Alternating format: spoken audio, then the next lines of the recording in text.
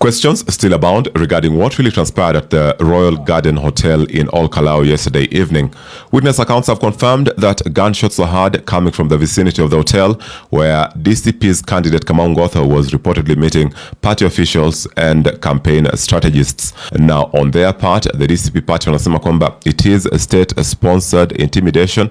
Wanasema kwamba police officers lay siege to the hotel, and the gunshots zilikuwa from police officers who were trying to intimidate their supporters and their candidate. The government, on their part, have refuted these claims through a post on X by the Interior CS Kipchumba Murkomen, who says that it is the DCP party who are trying to employ tactics to seek sympathy or to get sympathy from the electorate. Watu wa Kalou simtupeleke na mtaratara pale kwa comment section what really transpired.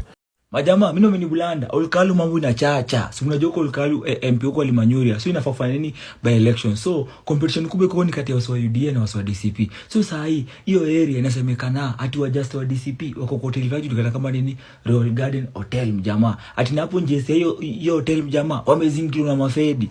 Ati na pia kuna wajamaa wengine wamekuja wameshikwa wameonwa wona mafedi. Mimi nakoma ni bulanda. Unasimba Gachagua na Deaji anasema ati kuna kila squad ya mafedi nye imetoka hapa Kanairo ati imekuwa deployed iende huko na ninamrecommend ati waende kuvuruga watu. Mimi nakoma ni bulanda. Gachagua na Dai tu huko saina wachachia. Juu ya mafedi wametuma huko wapige shughuli yao. Mimi nakoma ni bulanda. Jamaa, kwani historia ya Kalou kwani rada ni gani? Government imeingiza baridi nini? Mbona wana threaten watu, wanapigia watu marisasi kwa hoteli yenye aspirants wa DCP wanalala na wanafanya meeting zao? It's so unfortunate whereby this government inatumia too much force and threatening tactics zenye hizo stories zilipitwa na wakati manze. We are in 2026 manze. Hizo vitu zenye Moi alikuwa anatumia kitambo. And actually the law never wasn't that clear about those things that he was doing in terms of threatening the opposition aspirants. But this time kuna clear set out rules about how you treat opposition, you know, how you treat Kenyans, their rights.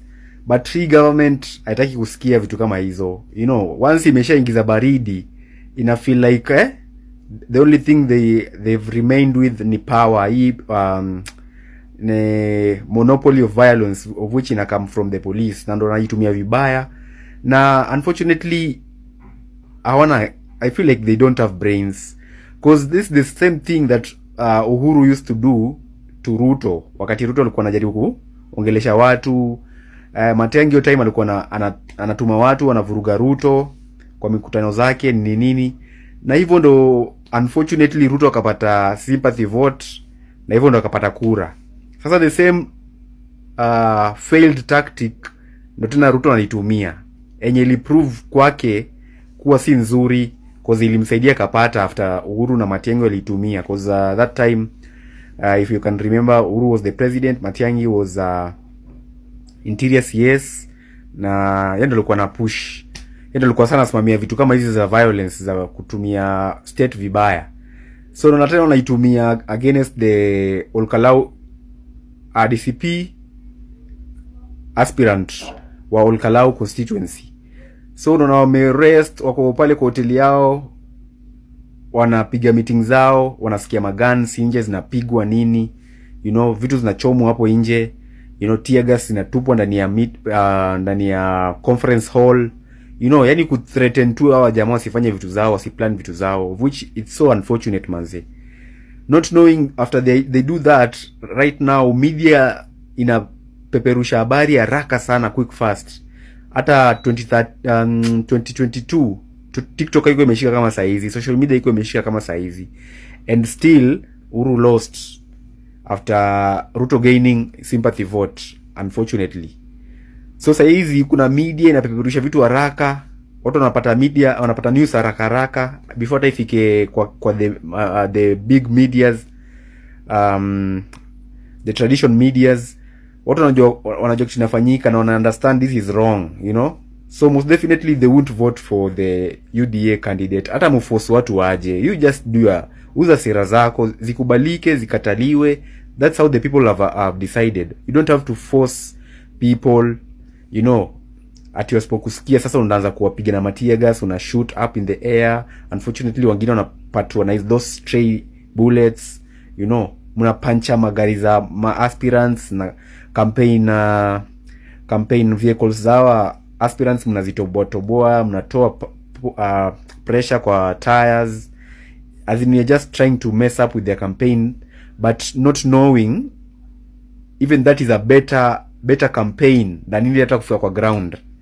Cause ukishafanya hivyo inakuwa news. Ukishafanya hivyo inakuwa news. Ikishakuwa news, watu wanagundua okay, there must be something good that this guy ana represent yenye nyinyi mtaki tujue. So what is this now? Watu wanakuwa even more, hata mtu mwenye hata angeenda rally ajue eti kulikuwa na rally ya DCP ya Olkalau mahali. Sasa atajua wakwenda rally cause hii ndio ilifanyika. So this is what happened, na mbona nafanywa hivi, there must be something. So you even sell this guy even more. Fortunately to the DCP candidate, fortunately to him, sasa anakuwa sold even in different ways. Unajua nasemanga sometimes makosa zingine zinakujanga in disguise, whereby wanakuharibia vitu zako, hautaenda campaign, but in hindsight umeenda campaign yako imefanywa online, imefanywa hadi na watu tu kwa streets wakiongea tu kwa soko, you know, inakuwa even more touching campaign, kwa sababu mtu akisema kwa mdomo kwa kitu kile kiapeningi huko ma area za ushago kwa Kalou nini, hizo ma area vitu ziuongelewa kwa market for the longest time, you know, the whole day inakuwa tu new story, the whole week inakuwa tu new story, nini watu wanaiongelea.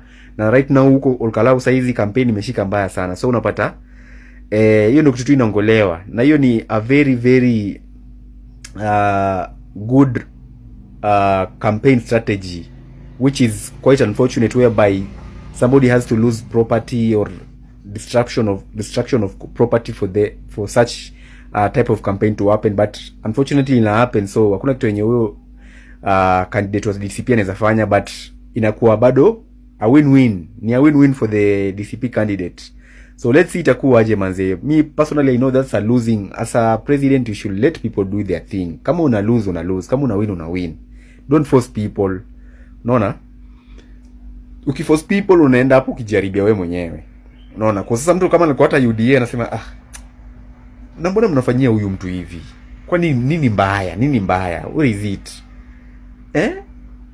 Sasa mtu anaanza kukua keen na huyu candidate, mbona anapigwa hivi? Unaona?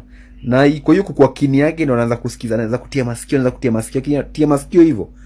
Anapoteza masikio, anapoteza mdomo ya UDA, anapata mdomo ya DCP. Na huyo alikuwa maybe support hata wa UDA maybe. Unaona? Kwa sasa UDA yuzi kitu au wanapiga watu. Watu wanataka kusikia mbona wanapigwa. So wanapoteza campaign stories za UDA, wanasikiza campaign stories za DCP, na hivyo ndio mtu ana lose.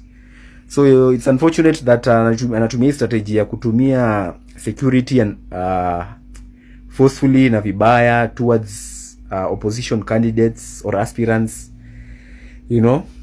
But all in all, wanasemanga experience is the best teacher, you know. People right now are woke politically, so they will make the right decision come 2027 manze, and come the Olkalau voting day for the Olkalau constituency by election. Itakuwa amazing tuone itakuwa aje. Hopefully UDA lose. Mwenye atapata pate, kama ni DCP, kama ni chama kingine itapata, wacha wapate, bora tu UDA sipate, because UDA don't have a stand. Wanafanyia Ruto kazi bali wafanyia wananchi kazi. That's the worst thing ever. Wananchi wanasema msipovotie bill kura, nyinyi mnaenda mnaivotia. Kwa nini? Because Ruto amwambia. Si Ruto mnafanyia kazi. You are members of parliament, representative of the people.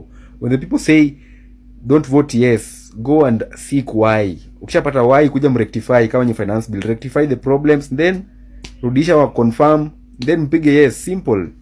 But nyala nyinyi mnafanyia Ruto kazi, anawafusishia vitu na watishia, na nyinyi mnakubali. So unfortunate man. That's why people don't want UDA. And UDA most definitely it'll lose Mount Kenya, it'll lose everywhere.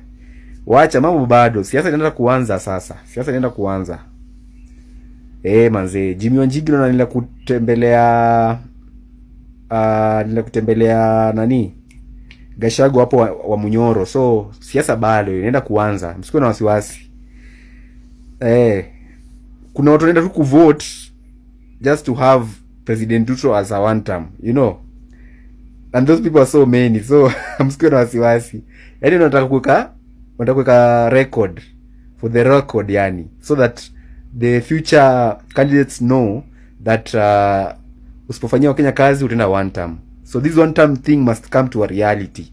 Watu wengine wataki story mingi, wanataka tu kupiga kura kuhakikisha one term imekuwa, so that people can respect Kenyans. When Kenyans talk or speak up their issues, they should be heard. Si ati mnapuuza hivyo. So let me know what you think hapo kwa comment section, and I really appreciate. Subscribe, like, comment, and I really appreciate. Bless. Ati black chocolate ni fine melanin bana kutoka nikapate. Kanapenda kenye mi wanapenda, so kanapenda toto chupa na hali ya nono.